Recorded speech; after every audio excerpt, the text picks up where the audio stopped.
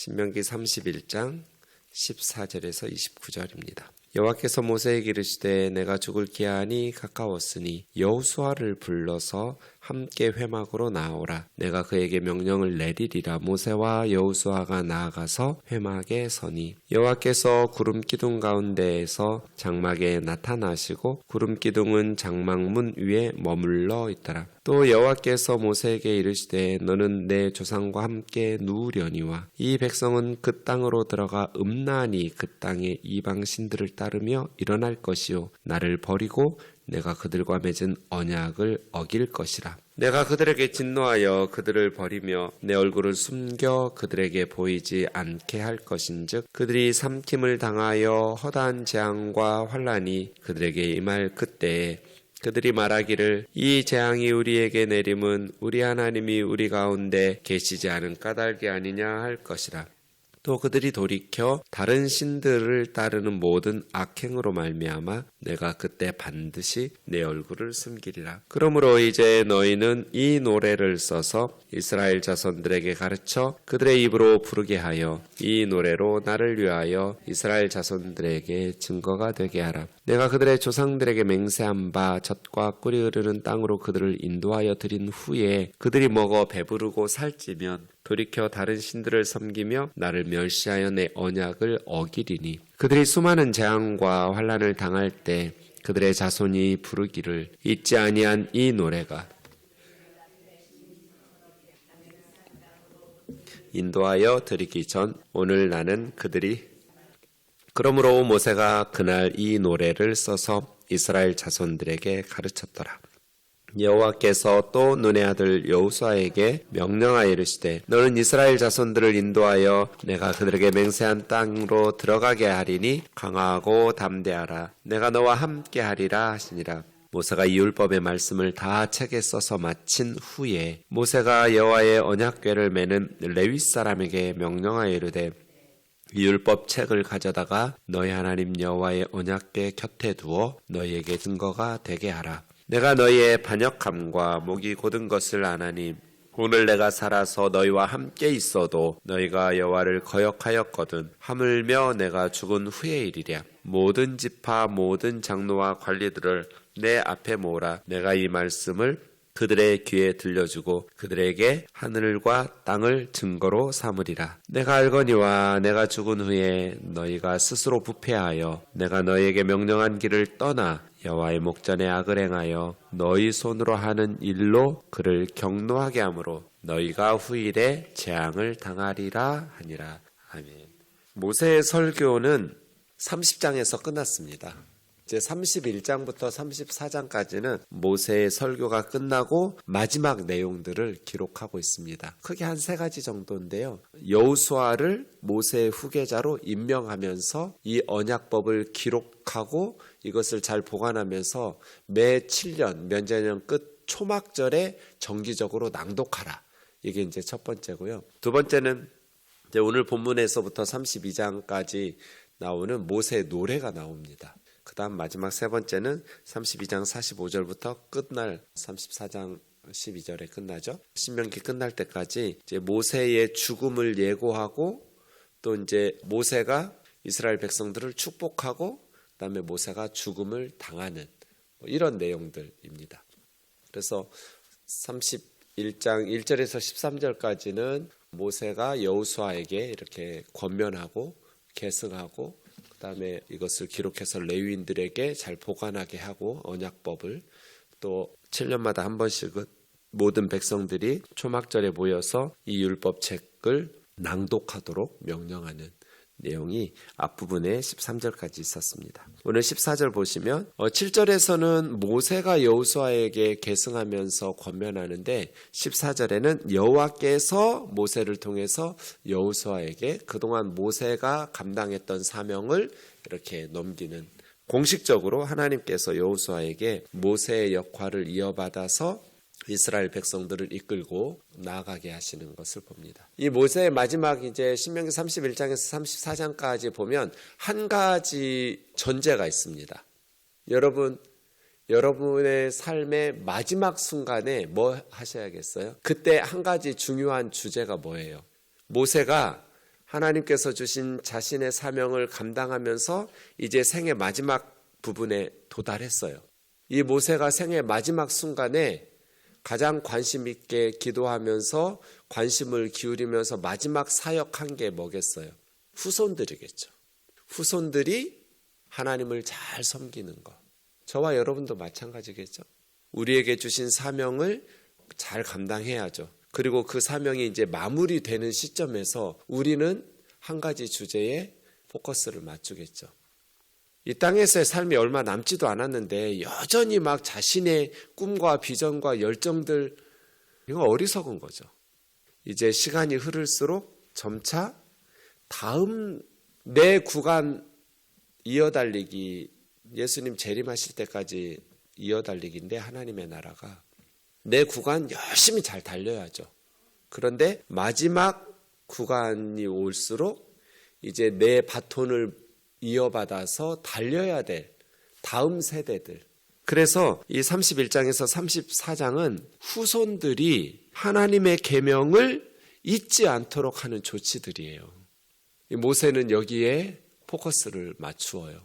가나안 땅에 들어갈 이스라엘 백성들이 이제 후손들이 어떻게 해야 하나님의 말씀을 잊어버리지 않을까? 하나님의 말씀을 잊어버리고 하나님을 떠난다는 것 멸망을 의미하잖아요. 그럼 어떻게 해야 후손들이 하나님을 잊지 않고 하나님을 섬길 수 있을까 하면서 모세가 3가지 하거든요. 후손들을 위해서 해야 될 첫 번째는 뭐예요? 후계자를 임명하는 거예요. 여호수아를 자신을 대신할 수 있는 리더로 양육하고 여호수아에게 힘을 실어주죠. 이게 첫 번째예요. 왜냐하면 나는 죽으니까.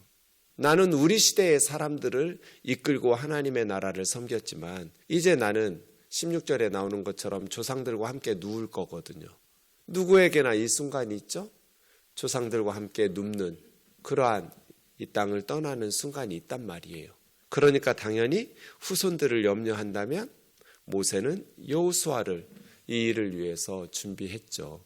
첫 번째가 후계자를 양육하고 그 여호수아에게 힘을 실어주고 여호수아가 그 다음 세대를 잘 이끌어갈 수 있도록 준비시키는 거죠. 이 첫 번째예요.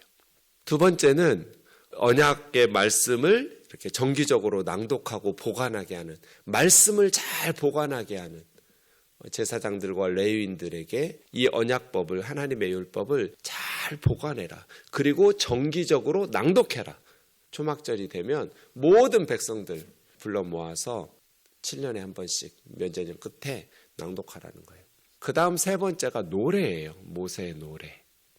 설교는 잊어버리죠. 시간 지나면. 그런데 노래는 안 잊어버려요. 여러분 주일학교 때 배우셨던 노래들은, 찬송들은 아직도 부르잖아요.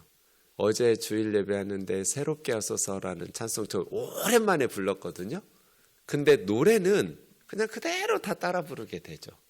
뭐 10년 동안 한 번도 안 불렀던 것 같아요. 저 개인적으로는. 들어본 적도 없어요.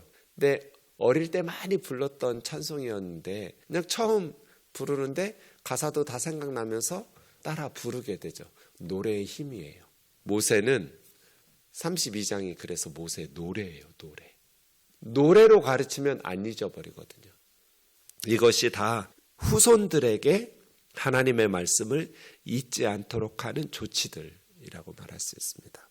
그런 의미에서 모세는 참 끝까지 하나님의 사람이었구나. 제가 제일 부러워하는 평가? 모세는 딱 2단어로 설명하거든요. 이시 하 엘로임. 하나님의 사람.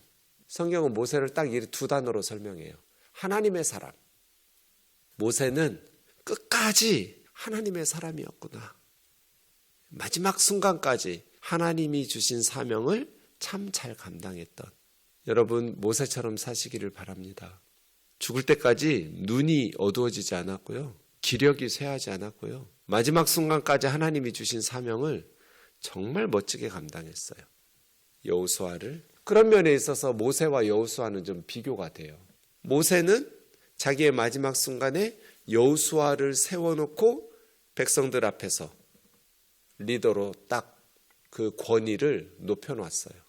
그래서 여호수아의 리더십에 대해서 어떤 사람도 도전하지 않았어요. 의구심을 갖지 않았어요. 근데 여호수아 다음의 리더는 누구예요? 이스라엘에? 우리는 몰라요. 여호수아의 후계자가 누구인지 대답할 수가 없어요.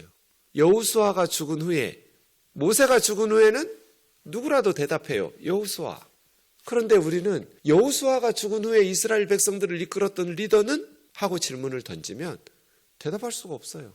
모르니까요. 여호수아는 리더가 해야 될 가장 중요한 사명을 감당하지 못했어요.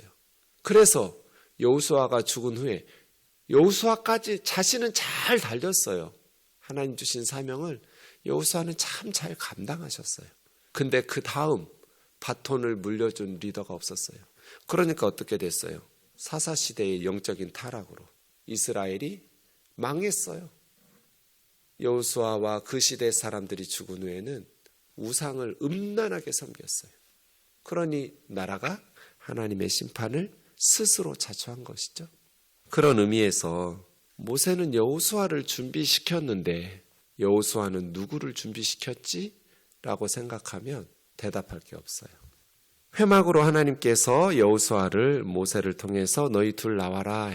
회막이라는 것은 오헬 모에드라고 그래요. 오헬은 텐트라는 뜻이고요. 모에드는 만남, 미팅, 더 텐트 오브 미팅 그래요. 거기서 하나님과 이스라엘 백성들이 만나고 또 이스라엘 백성들이 모여서 하나님 말씀 듣고 회의도 하고 그런 성막을 의미하는데요. 구름 기둥 가운데 하나님 임재하셔서 말씀하시죠.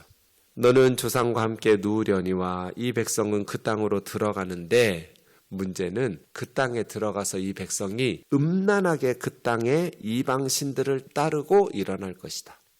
그러니까 이걸 염려하는 거죠. 20절 보시면 내가 그들의 조상들에게 맹세한 바 적과 끓이 흐르는 땅으로 그들을 인도하여 들인 후에 그들이 먹어 배부르고 살찌면, 그러니까 하나님께서 인도해 들이셨잖아요. 적과 꿀이 흐르는 땅으로, 조상들에게 맹세하신 약속의 땅으로.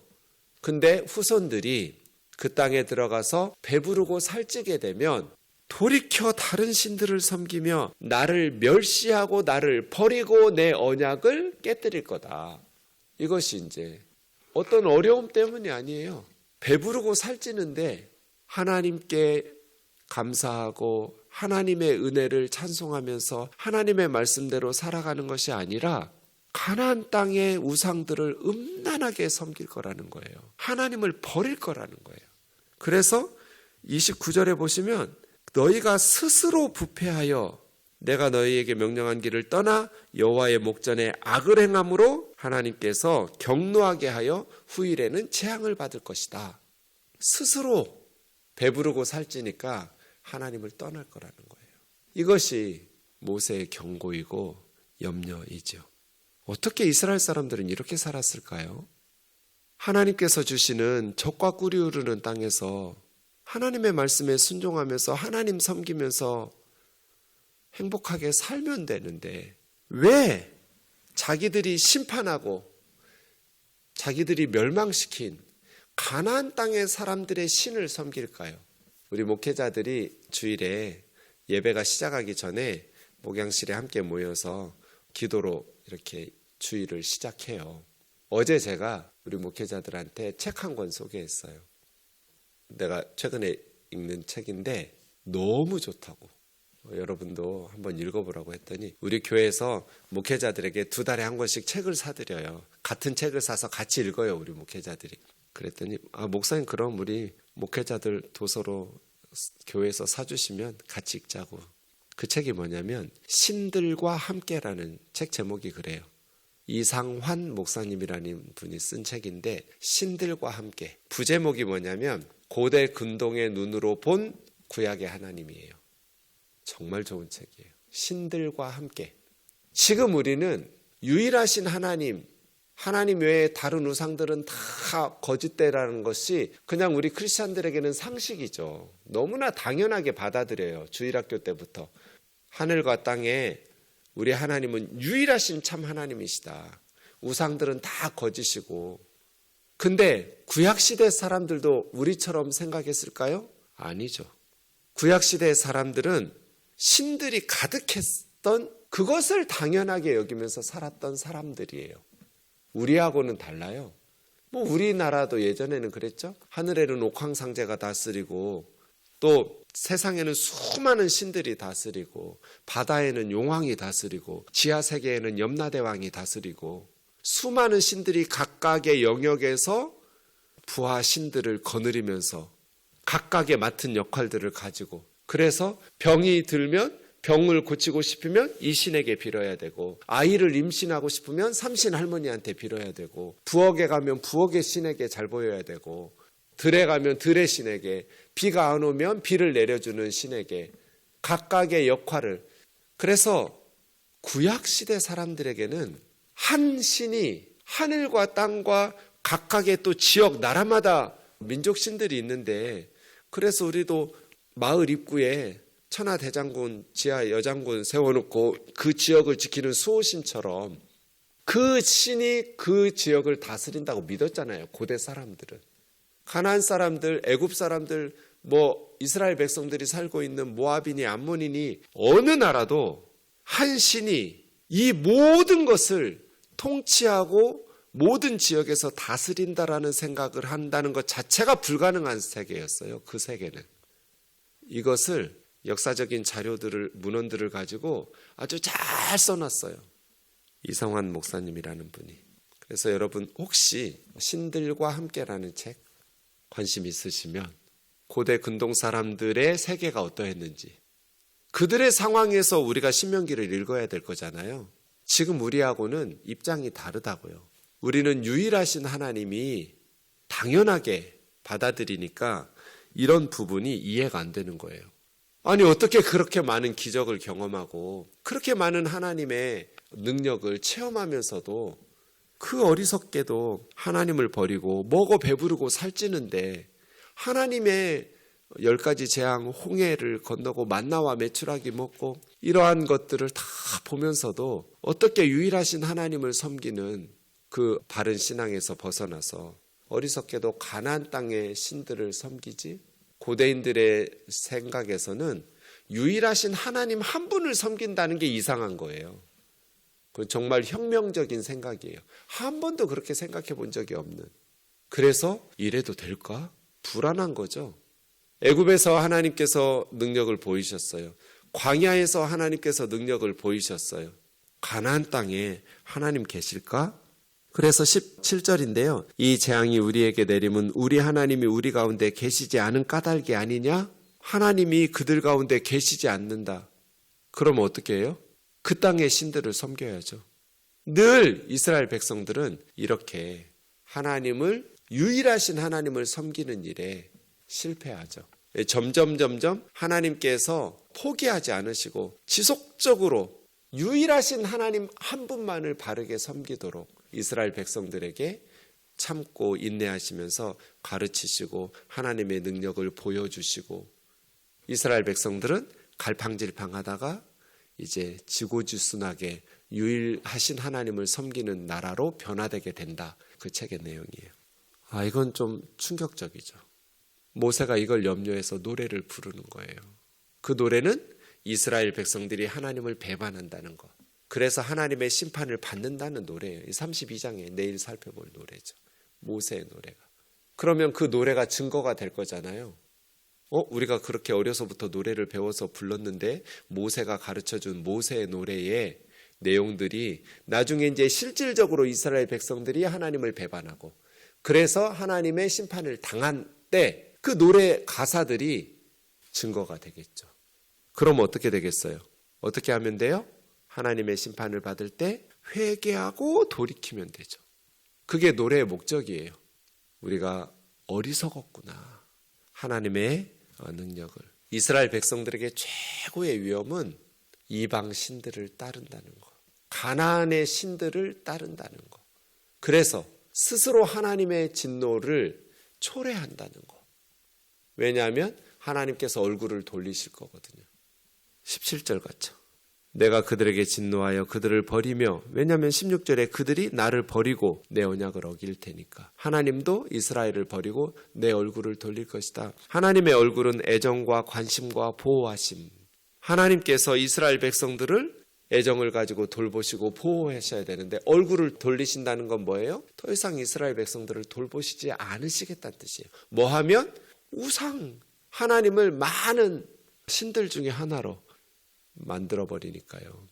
그래서 유일하신 하나님을 섬기는 것, 이것이 이스라엘 백성들이 반드시 해내야 될 사명 같은 거죠.